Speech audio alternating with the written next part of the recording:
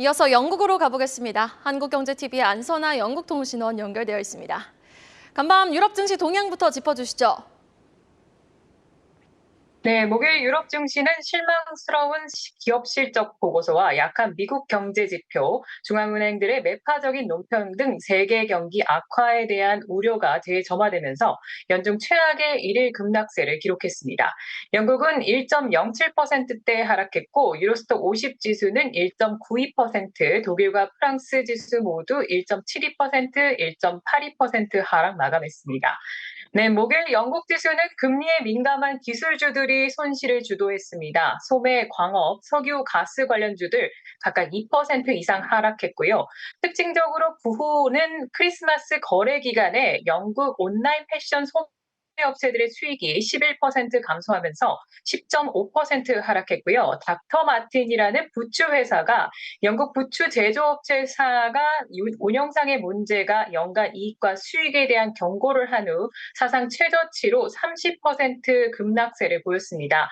반면 레저 호텔 그룹인 엔테인과 수도 유틸리티 회사인 세번트렌트는 모두 2%대 상승 마감했습니다. 네, 독일의 경우 화학기업 바스프 주주들이 석유 및 가스 기업인 윈터쉘의 러시아 철수로 기업 공개를 추진한다라는 발표 후에 1.79% 하락 마감했고요. 자동차 부품회사 콘티넨탈, 의류업체인 아디다스 각각 5%, 3% 하락 마감했습니다. 반면 필수 소비재인 바이어스도르프와 보험회사인 하노버 0.5% 상승 마감했고요. 네, 프랑스의 경우 HSBC가 자동차 회사인 르노의 주식 등급을 매수해서 보수로 낮추면서 2.1% 하락했고요.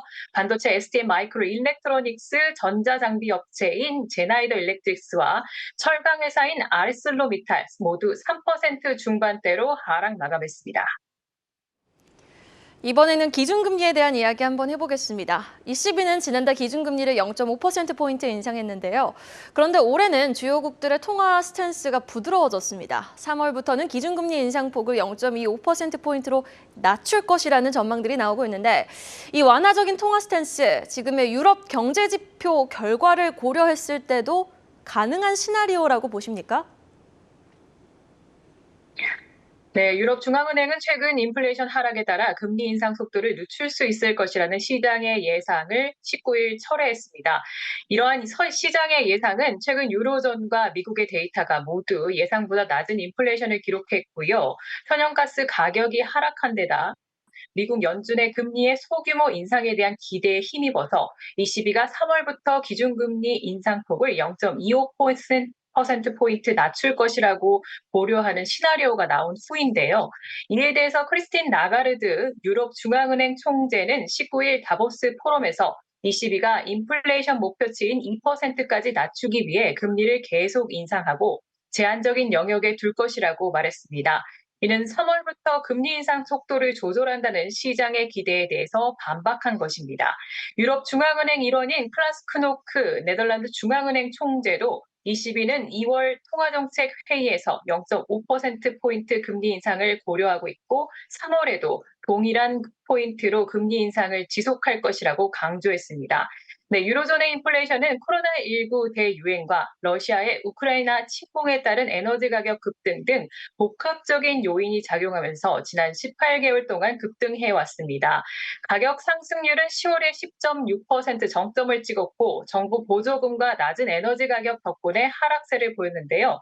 미국과 유럽의 인플레이션 회복 차이는 유럽 중앙은행 연구에 따르면 미국은 유로존보다 소비자의 수요에 의해서 더 많이 좌우가 되는데요. 특히 7월 이후 유로존의 헤드라인 인플레이션이 미국보다 높았습니다. 이는 높은 에너지 가격에 의해서 주도가 된 것인데요. 작년 11월의 경우 에너지 인플레의 영향이 미국에서는 14%, 유로존에서는 38%를 차지했습니다.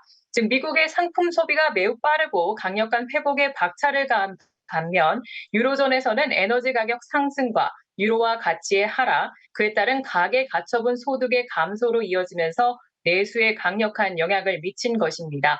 따라서 ECB의 정책 입안자들은 근본적인 물가 압력과 임금 인상에 대한 우려에 집중하면서 유로존 금리에 대한 보수적인 횡보를 앞으로도 지속적으로 이어갈 것이라고 예상이 되고 있습니다.